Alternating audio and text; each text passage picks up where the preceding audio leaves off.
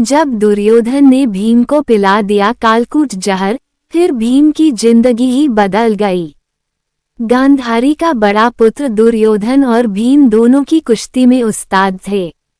भीम ज्यादा शक्तिशाली था, इसलिए दुर्योधन भीम से बालपन से ही दुर्भावना रखता था।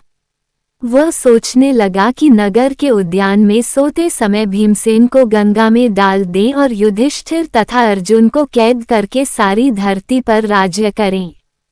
दुर्योधन और गांधारी का भाई शकुनी कुंती के पुत्रों को मारने के लिए नई नई योजनाएं बनाते थे। इस योजना के तहत एक बार दुष्ट दुर्योधन ने भीम को जहर देने की योजना बनाई। उसने एक बार जल विहार के लिए गंगा के तट पर प्रणामकोटि स्थान में बड़े बड़े तंबू और खेमे लगाकर अलग अलग कमरे बनवाए। उस स्थान का नाम रखा उदयनक्रीडन। चतुर रसोइयों ने खाने पीने की बहुत सी वस्तुएं तैयार की। दुर्योधन के कहने पर युधिष्ठिर ने वहां की यात्रा करना स्वीकार कर लिया। वहां सभी कौरव और पांडव इकट्ठे हुए।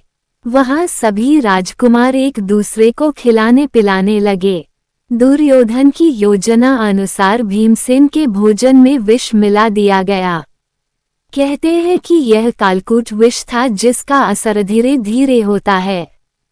भीमसेन को भोजन अति प्रिय था, इसलिए उसके लिए अलग से दुर्योधन भाई की तरह आग्रह करके भोजन परोस देता है।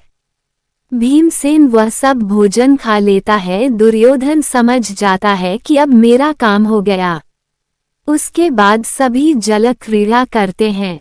जल क्रीड़ा करते समय भीमसेन जल्दी थक जाता है और वह जल्द ही खेमे में आकर सो जाता है। दरअसल उसके रग रग में विष फैलने से वह निश्चेष्ट हो जाता है। निश्चेष्ट भीम को दुर्योधन लता की रस्सियों से मुर्दे की तरह बांधकर गंगा के ऊंचे तट से जल में धकेल देता है। अन्य पांडवों को इसका भान भी नहीं होता है। भीम बेहोश अवस्था में ही गंगा के भीतर स्थित नागलोक जा पहुंचता है। वहां विषैले सांप भीमसेन को खूब डसते हैं। सर्पों के द्वारा डसने से दुर्योधन द्वारा दिए गए विष का प्रभाव कम हो जाता है। भीमसेन का चमड़ा इतना कठोर था कि सर्प उसका कुछ बिगाड़ नहीं सके। सर्पों के डसने और विष का प्रभाव खत्म होने से भीमसेन जागृत हो जाता है। तब वह सर्पों को पकड़ पकड़ कर मारने लगता है। ये देख बाकी के सर्प भाग जाते हैं। भागकर वे नागराज वासुकी के पास जाते हैं और उन्हें सारा वृतांत सुनाते हैं। ऐसे में वासुकी नाग स्वयं भीमसेन के पास जाते हैं। उनके साथ गए आर्यक नाम के एक नाग भीमसेन को देखकर पहचान लेते हैं। आर्यक नाग भीमसेन के नाना का नाना था। तब वासुकी पूछते हैं, हम इसको क्या भेंट दें?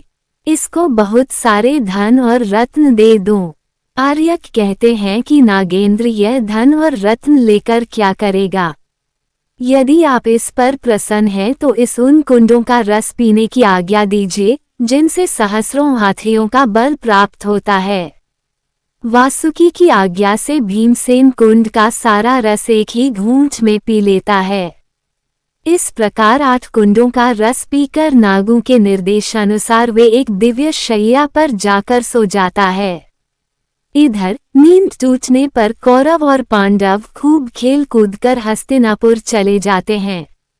आपस में वे बात करते हैं कि हो सकता है कि भीमसेन हमसे पहले ही हस्तिनापुर पहुंच गया हो। लेकिन जब वहां पहुंचकर पता चलता है कि भीम तो यहां आया ही नहीं तो माता कुंती सहित चारों पांडव घबरा जाते हैं।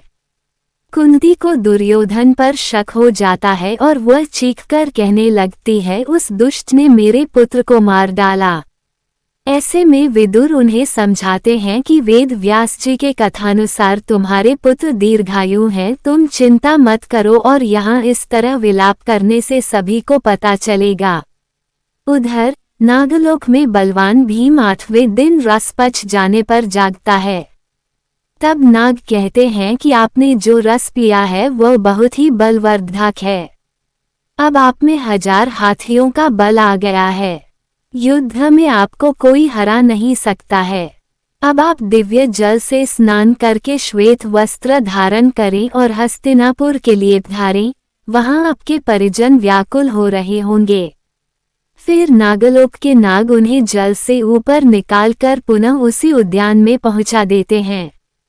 भीमसेन वहां से हस्तिनापुर पहुंचकर सारा वृतांत बताता है और दुर्योधन की दुष्टता का वर्णन भी करता है। तब युधिष्ठिर कहते हैं कि यह बात कभी किसी के समक्ष प्रकट मत करना कि तुम्हारे साथ क्या हुआ और कैसे तुम में 1000 हाथियों का बल आया। अब से हम सब भाई आपस में एक दूसरे की बड़ी सावधानी से रक्षा करेंगे।